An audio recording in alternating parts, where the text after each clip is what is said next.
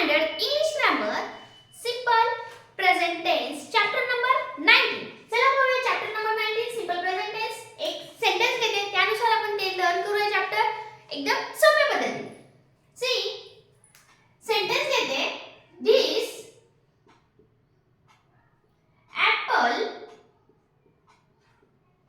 this apple test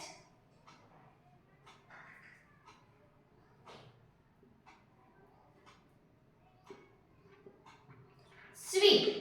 This apple test sweet. पहा taste ला काय लागले इथं यस लागले प्रत्यय. ओके चला पाहूया मग त्याच्यात काय काय. this apple टेस्ट आणि स्वीट हे वर्ड्स आहेत. तर पहिल्यांदा तुम्हाला त्या गोष्टी सांगणार की त्याला काय कुठला शब्द कुठलं काम करतो वाक्यामध्ये. ओके हे तुम्हाला कोणी सांगणार नाही. याच्यापासूनच सुरुवात करायची म्हणजे पुढे सरून तुम्हाला इझी वाटेल. This apple has the subject. Test has the verb. आणि sweet has the object. परत तुम्हाला वाटेल की सब्जेक्ट म्हणजे काय विषय नाही. सब्जेक्ट मीन्स कर्ता. परत वर्ब म्हणजे क्रियापद आणि ऑब्जेक्ट म्हणजे काय असतं त्याला लागून आलेलं एखादं हे म्हणतो आपण त्याच्याविषयी माहिती सांगत असतं ते ऑब्जेक्ट. म्हणजे टेस्ट कशी आहे स्वीट आहे हे झालं ऑब्जेक्ट. वर्ब म्हणजे काय क्रियापद, सब्जेक्ट म्हणजे काय कर्ता. हे आपण पाहिलं. ओके चला आता तुम्हाला माहिती झालं ह्या सब्जेक्ट मध्ये त्याला वर्ब मध्ये त्याला ऑब्जेक्ट मध्ये ही आधी माहिती पाहिजे तुम्हाला. देन आता आपल्याला पाहिजे सिंपल प्रेझेंट टेन्स. मग वर्ब जो असतो या वर्बहून आपण तो प्रेझेंट टेन्स आहे पास्ट टेन्स आहे का फ्युचर टेन्स आहे आपण ओळखू शकतो. तर मग कसं चला ह्याला म्हणायचं वर्ब. याला काय म्हणलं आपण वर्ब. मग हे वर्ब सांगते की टेन्स कुठला आहे. मग इथे जर टेस्टेड असलं असतं STED तर ह्याला म्हणायचं हा पास्ट टेन्स आहे. हे काय झालं असतं पास्ट टेन्स. ह्याला यस लागले म्हणजे हा कुठला आहे प्रेझेंट आहे. आणि विल टेस्ट असं असलं असतं हा झाला असता फ्युचर. म्हणजे ह्या वर्बहून आपल्याला समजतं की टेन्स कुठला आहे प्रेझेंट आहे पास्ट आहे का फ्युचर आहे. ओके आता मी सांगितलं पास्टला कसं होतं. मग तुम्हाला वाटत असेल हे वर्ब असे का होतात. तर वर्बचे 3 फॉर्म असतात. वर्बचे कुठले फॉर्म असतात 3 फॉर्म असतात. म्हणजे प्रेझेंट पास्ट आणि फ्युचर. प्रेझेंट पास्ट आणि फ्युचर. मी एक दोन एक्झाम्पल देते. सपोज मी एखादा सेल घेतला. सेल ह्याला म्हणायचं बी चा first form verb in first form. ह्याला म्हणायचं बी चा थर्ड फॉर्म सेकंड फॉर्म. ह्याला म्हणायचं बी चा थर्ड आणि ह्याला म्हणायचं फोर्थ. मग फोर्थ ऑब्जेक्ट सगळेजण 3 सांगतात पण फोर्थ पण आहे. फोर्थला काही नाही त्याला फक्त आयएनजी प्रत्यय लागतं. मग सेल घेतला तर सेकंड फॉर्म काय सोल्ड. मग थर्ड फॉर्म कुठला येणार आहे थर्ड फॉर्म पण सोल्ड. म्हणजे असे थोडेसे बदल होतात त्याच्यामध्ये. मग इथला कुठला आहे सेलिंग. V4 म्हणजे फक्त आयएनजी प्रत्यय लागते एवढं लक्षात ठेवा. मॅक्सिमम हे 3 तुम्हाला समजले. ओके सेल सोल्ड हे V चा फर्स्ट फॉर्म V चा सेकंड फॉर्म V चा थर्ड फॉर्म असतो. ओके मग अजून दुसरं घेतलं रिकॉल घेतलं. ठीक आहे काय होते रिकॉल्ड. ह्याला ईडी प्रत्यय लागतो. खूप ह्याला ईडीच प्रत्यय लागतो. सेकंड आणि थर्ड मध्ये ईडीच प्रत्यय लागतो. ओके आणि हा झाला फर्स्ट फॉर्म. मग हा असतो प्रेझेंट टेन्स मध्ये. कुठे असतो हा सिंपल प्रेझेंट टेन्स मध्ये. हा असतो सिंपल पास्ट मध्ये. आणि हा कशात असतो मग हे असतो प्रेझेंट परफेक्ट टेन्स मध्ये असतो. हे कशात असतो परफेक्ट टेन्स मध्ये असतो. चला हे वापरत करता तुम्हाला समजून फक्त ह्याला सांगायचं तुम्हाला 3 फॉर्म मध्ये असतं. मग हे कुठला आहे ह्याला यस किंवा यस प्रत्यय लागला की म्हणायचं हा कुठला आहे प्रेझेंट टेन्स. ओके तुम्हाला सिंपल लक्षात आलं. V चा वर्ब इन फर्स्ट फॉर्म मध्ये आलं तर म्हणायचं सिंपल प्रेझेंट टेन्स. ओके आता यानंतर तुम्हाला मग हा टेन्स कुठे कुठे आपण वापरतो. हा टेन्स कुठे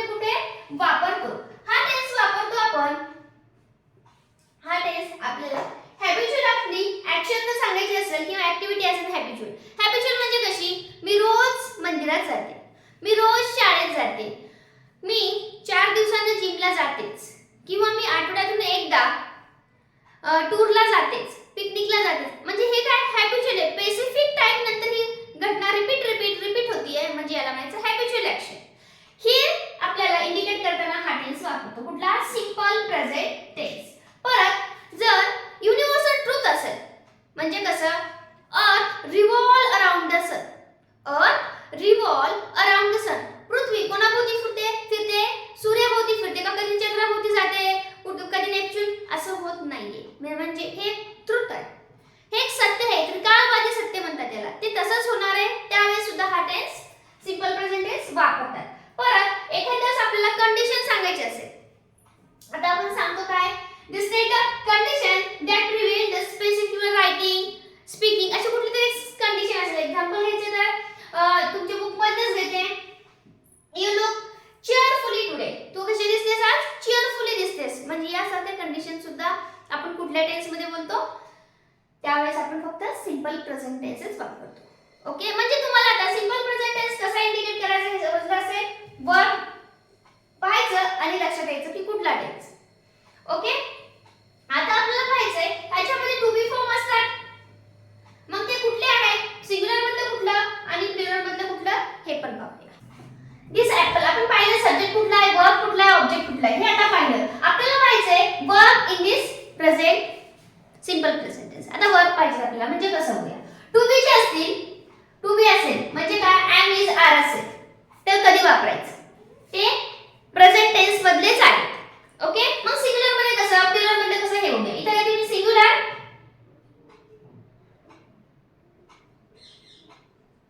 ओके, इथे किती मी प्लुरल. आता आय असेल तर काय करायचं, टू बी चे कुठले असतात, एम, इज आणि आर हे वापरायचे. मग आय असेल तर आयला एकट्यालाच फक्त एम वापरतात, आणि सिंग्युलर मध्ये आय काय मी सिंग्युलर त्याला एम वापरायचं. त्याला काय वापरायचं, एम. त्याला हेल्पिंग वर्ब पण म्हणतात, टू बी चे helping verb. Then you, you असेल तर हे यू कसं आहे, सिंग्युलर मध्ये पण वापरतो आपण, प्लुरल मध्ये पण वापरतो. म्हणून सिंग्युलर मध्ये याला काय येणार आहे, काहीच येणार नाही, सिंग्युलर आहे. यू इज होत नाही, यूच येणार. आणि ही, she, it, he she it असेल तर याला वापरायचं इज. याला काय वापरणार आपण, इज वापरणार. आणि आता प्लुरल मध्ये आय असेल ते, वी असेल तर हे सिंग्युलर झाले, I, we, he, she, it. हे टू बी चे काय झाले, हे सिंग्युलर फॉर्म आहे, सब्जेक्ट आहे सिंग्युलर, हे सगळे सिंग्युलर आहे. ओके, आता हे प्लुरल बघायचं आपल्याला. प्लुरल म्हणजे वी, इथे येणार यू आणि इथे येणार दे. ओके, आता हे सगळे प्लुरल म्हणजे इथे काय वापरायचं, you, we are, you are आणि दे आर. आणि याला काय वापरायचं तुम्ही, इज. बा आयला एम वापरायचं, यू ला सिंग्युलर असेल तर काही हरकत नाही, यू सिंग्युलर मध्ये पण यूज होतो, प्लुरल मध्ये पण यूज होतो. सी, ही, शी, इट असेल तर इज वापरायचं. आणि वी, यू, दे असेल तर आर वापरायचं. इथपर्यंत झालं. आता या ठिकाणी मी वर्ब देते तुम्हाला, वर्ब कसा चेंज होतो पाहायचं. ओके, सिंग्युलर मध्ये कसं वर्ब चेंज होतं आणि हे तुमच्या बुक मध्ये आहे, तुम्ही नाही नोट डाउन करून घेतलं तरी चालते, बुक मध्ये असं चार्ट दिलेला आहे, फक्त मी तुम्हाला एक्सप्लेन करते. सिंग्युलर मध्ये जर आय असेल तर वर्ब कसं येणार आहे, वॉक येणार आहे. काय येणार आहे, वॉक. यू असेल तरी वॉकच येणार आहे. देन ही, शी आणि इट हे असेल तर वॉक्स येणार आहे. ह्याला काय प्रत्यय लागणार आहे, यस किंवा यस प्रत्यय लागणार आहे. मग ह्याच्यावर डिपेंड्स आहे, यस कधी लागते, यस कधी लागते. ह्याचा व्हिडिओ मी एक टाकलेला आहे, तुम्हाला पाहायचं असेल तर तुम्ही माझ्या चॅनलवर सर्च करू शकता, singular plural video of RG classes. तर त्याच्यामध्ये मला दिसून जाईल, त्याच्यात कळेल तुम्हाला कशाला यस लावायचं, कशाला यस लावायचं. ही, शी, इट असेल तरच वॉक्स, नाही तर अदरवाइज वॉक, वॉकच होणार. इथं पण मी शॉर्टकट केले, वॉकच राहणार.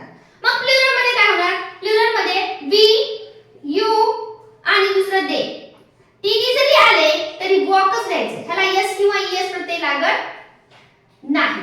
काय द्यायचं, वॉकच द्यायचं. म्हणजे समजायला तुम्हाला फक्त आय असेल तर वॉकच येणार, यस किंवा यस प्रत्यय लागणार नाही. यू असेल तर वॉकच येणार.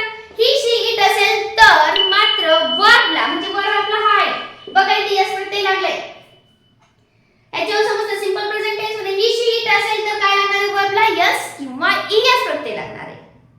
ओके, या पद्धतीने आपण आता सिंपल प्रेझेंट टेन्स शिकलो. आता आपल्याला काय करायचंय, याचे जे एक्सरसाइज मध्ये क्वेश्चन दिले आहेत आपण ते सॉल्व्ह करूया. चला पाहूया आपल्याला ते क्वेश्चन सॉल्व्ह करता येतील का. We solve this question. This are in your book, तुमच्या ग्रामर बुक मध्ये हे आहे.